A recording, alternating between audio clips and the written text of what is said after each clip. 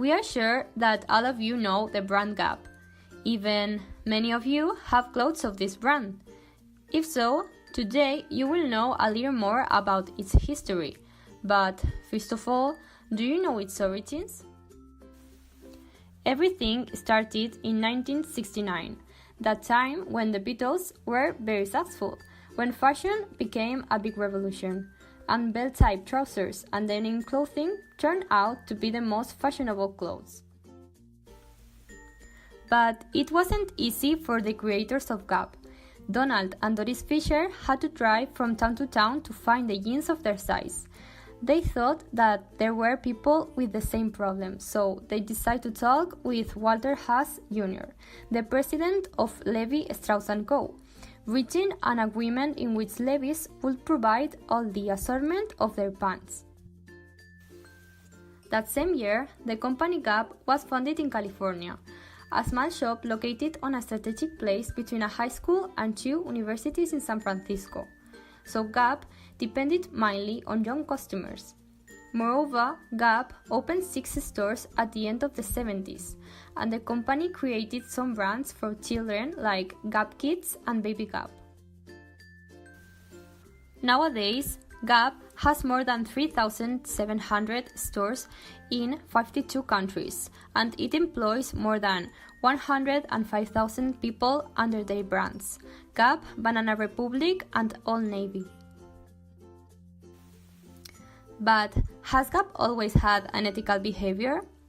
No, because for years, Gap has exploited its employees in factories located in different countries, without safety in the working environment, like drinking potable water was forbidden, with cheap labor, low wages, and overtime unpaid. The trade unions were also forbidden, and the company hired children. There were demonstrations of some women claiming that they had been victims of sexual harassment. The employees were slaves, and Gap was known by society as an irresponsible company that didn't respect human rights. But who is responsible for this unethical behavior? The owners of the factories, because they were focused on having lower costs and they didn't mind the workers' health. The government was also responsible because it didn't raise the salaries and it didn't create laws since they were afraid that the production could be moved to another country. What happened then? Gap's brand lost its popularity and society recognized Gap as labor exploitation. When does the company get an ethical attitude? When its unethical actions were discovered, Gap apologized publicly. From that moment, Gap rectified and adopts an ethical attitude, proposing corrective measures like audits and campaigns to improve its image around the world. They put forward an ethical code where suppliers should avoid the discrimination, age, religion and sex, hard labor and child labor exploitation. This ethical code also proposed a safe atmosphere and a decent salary. Hard audits were carried out in foreign and suppliers' factories as well as social responsibility campaigns. Professional help was offered to their employees and campaigns were designed to help developing countries. These measures show how Gap has become aware of these serious problems and the company is showing its efforts to clean its image.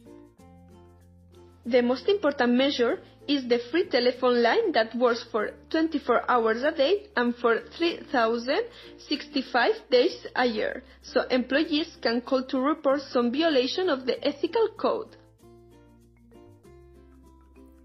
Socially responsible companies are aware of the importance of their role in society and the impact of their actions, so they promote actions that benefit society and eliminate or minimize the negative consequences that may cause their activity. These companies, sometimes driven by their own conviction and others by social pressure, decide to adopt responsible procedures and contribute to the improvement of society and the environment, often by investing part of their profits to carry out various projects and campaigns. Now we are going to analyze in which ethical dimension GAP is included by using the ethical matrix. This matrix has 4 dimensions that shows the levels of ethics, going from the lowest level to the highest one in the recent direction, and the levels of the social responsibility going from the lowest level to the highest one to the right, in which a company is located. First of all, GAP was accused of labor exploitation, child exploitation, and women victims of sexual harassment. So we place it in the lowest part of the matrix, in the ethical absence and social responsibility absence, because in this case, GAP wasn't worried about their workers and their conditions. We have already seen that all these facts disappear when GAP apologized publicly about his errors, so it rises in the matrix towards ethical compliance. The next level after the absence of ethics is ethical complaints with actions as social responsibility campaigns, audits to supplier factories, existence of a code of ethics, and a free telephone line to communicate unethical incidents. And the last and highest level of GAP is ethical sensibility. GAP is an ethically sensitive company because it has carried out actions such as the creation of GAP Foundation that helps young people and women from developing countries. It also aims to raise awareness about reducing water consumption and pollution. Today, GAP designs their clothes with the best sustainable procedures.